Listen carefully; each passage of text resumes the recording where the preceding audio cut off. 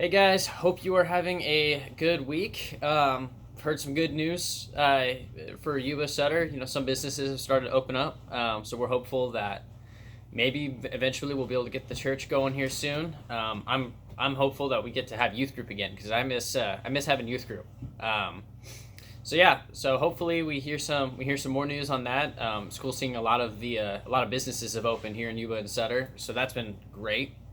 Um, so I sent out a devotional this week to students, and in that devotional, I was talking about change and just kind of dealing with change and discomfort in our lives. And I want to continue. I want to continue that today. I feel like it's a very big topic, especially right now as we have, for the last several 6.5, 7 weeks now, we've been dealing with living in this way that none of us would have ever expected to live in, and ultimately everything changed for us overnight. Um, change is still, and we're about to hopefully start changing and shifting back. Whether that is back to completely normal or we have some semblance of a new normal while being aware of kind of the risks of COVID 19 and all of these different things. I wanted to kind of keep this talk going a little bit, um, because it's just been a huge thing today. And just like at the very beginning of this quarantine and everything, most of the time we don't always welcome change with open arms when it comes into our lives. A lot of times it's very quick, very drastic when we have change. It's not always wanted.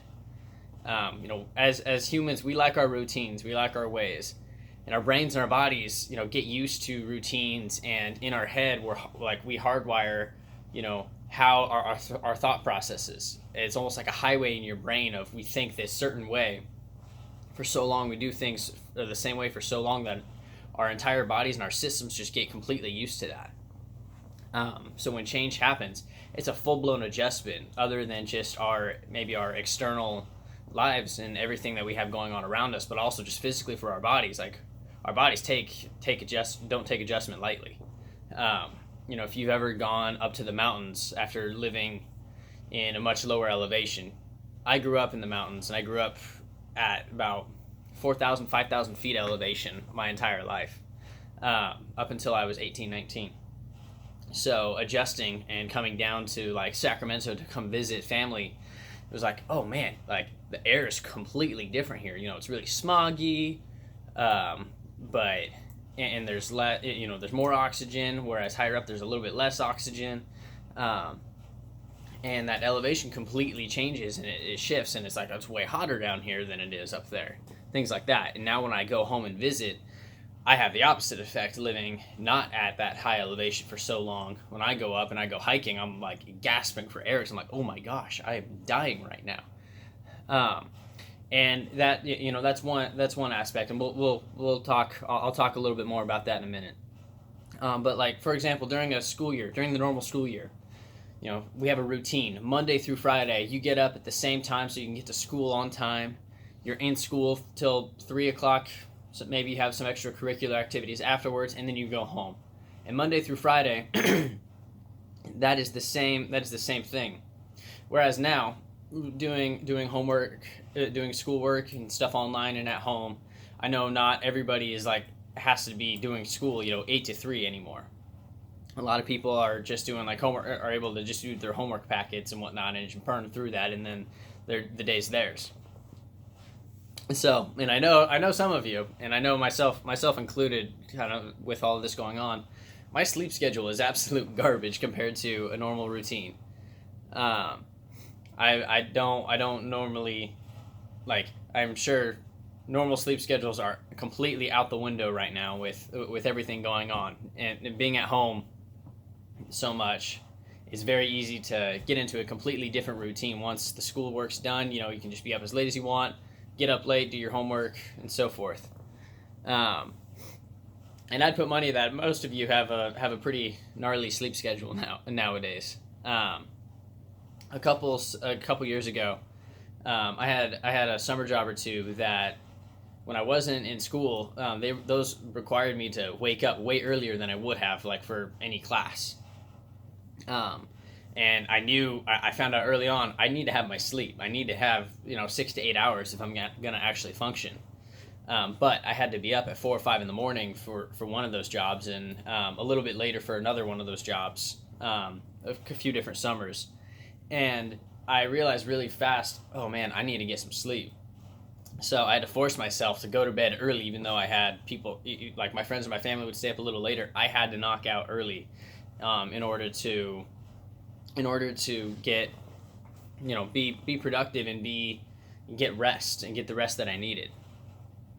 So I had to completely adjust my schedule, and kind of like adjusting a sleep schedule or breaking a habit. That change is super uncomfortable for us sometimes. It stretches us and it pushes us out of our comfort zone. It makes us do things that we don't always like to do or want to do. And, right now especially, but during these seasons of change, if you've ever moved to a new town or changed schools, stopped talking to friends, had friends leave your life, different things like that, it's easy to feel alone during those. And it's easy to push back against that change and just be like, no, I want to hang on to what I have right here. I want to hang on to my community here. I want to hang on to my relationships with people here. I want to hang on to the old way of things and this way that I'm totally used to. And we don't always want to go through the effort of getting used to whatever that change might be. So if you guys have your Bibles, I'd like you to turn to Deuteronomy chapter 31. This is in the Old Testament. Deuteronomy 31, verses 7 and 8. And just a little bit of background here at the point that we're in. Moses, a little over 40 years ago now, led the Israelites out of Egypt, and God gave them all of these laws. The Israelites have been continually disobedient. So finally, they doubted and were discouraged and didn't trust that God was leading them in the right path. So God had this big idea to lead them into this promised land. They scout out the promised land, and only 2 out of the 12 scouts who went to the promised land are like, yeah, let's do it. We got God on our side. We're good. And the others were so scared of going and doubted it. They're like, no, let's not bother. And because of that doubt, God was like, okay, fine. You guys don't need to go. You guys can, I'll wait 40 years for the next generation who hasn't been all this disobedient stuff. I'll wait for them to grow up, and I'll take them to the promised land after you guys all pass away. So for 40 years, the Israelites wandered in the desert. And right here, this passage that I'm going to read, this is right at the end of that. Moses is the last one out of the old generation alive. He was leading the Israelites up to this point, and now he is passing on that torch. And he has some instruction for the new leader, Joshua. So Deuteronomy chapter 31, verses 7 through 8. Then Moses summoned Joshua and said to him in the sight of all Israel, be strong and courageous, for you shall go with this people into the land that the Lord has sworn to their fathers to give them, and you shall put them in possession of it. It is the Lord who goes before you. He will be with you. He will not leave you or forsake you. Do not fear or be dismayed. So this is a huge change. Complete turnover of leadership. And Moses has been leading them for years and years and years. The old generation has all passed away at this point. And now they're preparing to finally go into this promised land, this land that God has said so many years before, this land is going to be for you guys, my people. So Moses passes on this instruction and tells Joshua, be bold and courageous in the face of this transition and change. So Joshua just got a huge promotion with a lot of responsibility. Despite all the pressure and all the change, God's promise to Joshua is that he won't be alone during the change and the discomfort. And that's a big thing. Joshua was mentored by Moses, and you see him a lot. He was one of the people who went and scouted out the promised land several years before. He was just a very young man at that time. And now he is this experienced person who has studied under Moses and has been at Moses' side. And now he is the one who gets to be in charge and gets to be leader. And now lead the Israelites into this new place of unknown, where they're going to go in, they're going to go to war, and they're going to go through and get this land that God had promised them. That's a lot of pressure. That's a lot of change, and that's probably a lot of discomfort. But God encourages them and says, "No, I will be with you. I am with you through this. I have my hand on you guys." And it says, I'm going to go before you. Be bold. Be courageous. I'm here. And I've heard this verse a lot in my own life, and I've always been an introverted person.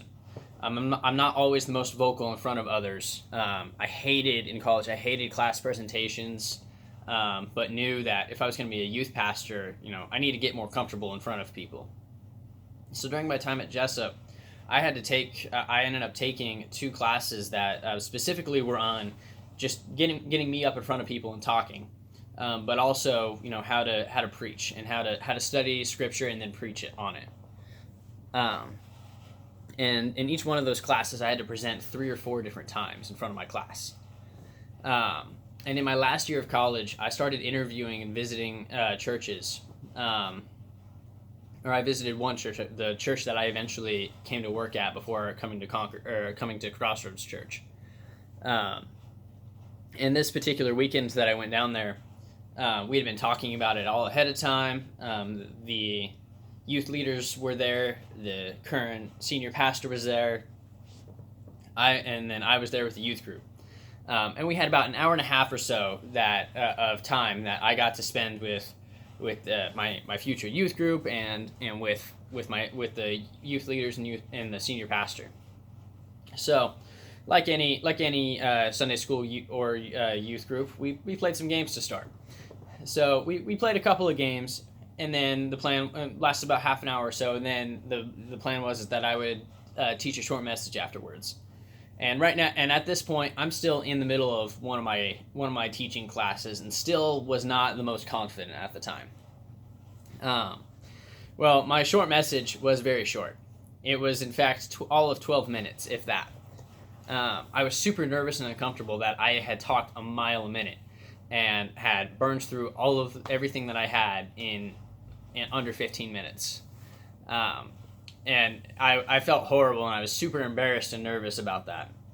And I knew my preaching needed work. So the rest of that semester, as I was finishing up one of my classes on speaking, I put in a lot of extra effort to really practice and get as much as I could out of that last speaking class. Because after college, that was it. I was going to be working at this church. I needed to get comfortable speaking in front of people. And I had people give me a few different opportunities during that time before I graduated to speak in front of some small college groups, and worked with one of my mentors. And then when I got to my church, I worked with my pastor a little bit, and just kind of got tips and tricks from other people who spoke, and figured out different ways that I could improve and get better and get more comfortable in front of others. And over time, that, like anything, if you want to be better at something, you have to practice. And over time, I've become way more comfortable in the last 2 years since I was finished that last preaching class. And at times, I still do get nervous with it. Sometimes I overthink. I'm like, oh, what are they going to be thinking when I'm speaking on this and that? And it was something, and I've continually had people kind of bring up that verse, be bold and courageous. And later again, Joshua takes that same kind of charge of encouragement that Moses gave him, and he tells that to the Israelites right before they start moving into the Promised Land and going through the entire change and transition as a whole nation. And putting myself out there like that to preach and teach, for the introverted guy over here, like that was rough, and that was really hard. But over time, I did get better, and God gave me opportunities to do that. I wasn't just left alone. It wasn't just like God said, hey, you're going to go preach. Have fun. Good luck. While I was pushed and moved to preach, I was given opportunities, and I had people in my life, God had just kind of strategically placed in my life that gave me the advice and the tips and the tricks that I needed in order to do that. Probably the last time I was very nervous about preaching in front of others was probably the Christmas Eve service. at here at Crossroads last December. That was probably one of the most nerve-wracking times. But even then, compared to 2 years before, you would have never, even a year before that, you would have never got me to preach a Christmas Eve service. And that wasn't anything. That wasn't at all my own ability, but that was God giving me the opportunities and being there with me through all of that and guiding me and teaching me, and bringing people into my life to continue to teach me. He brought those people. He brought those opportunities to help me and equip me to be in a role as a youth pastor at a church. I took those speaking classes. I had my mentors push me out of my comfort zone and give me opportunities to speak in front of others. God didn't leave me to figure it all out alone, but he was with me through it, and just like he was with Joshua when he was becoming leader of the Israelites. So my encouragement, guys, for today is, be bold and courageous. Look at those aspects in your life where maybe you're being called to do something that's way out of your comfort zone, something that's that's uncomfortable, and that's a change for you. Don't shy away from it because it's uncomfortable, but lean into it and ask God to guide you through it. Get advice from other people. Tell them what's going on in your life, and ask those adults in your life. You can ask me. You can ask any of our youth leaders. Ask your parents. What they think about kind of this change, and how they think, what's their advice on it, and what's their advice for helping you. You'd be surprised what people know. I've got great teaching advice from friends of mine that I would have never expected.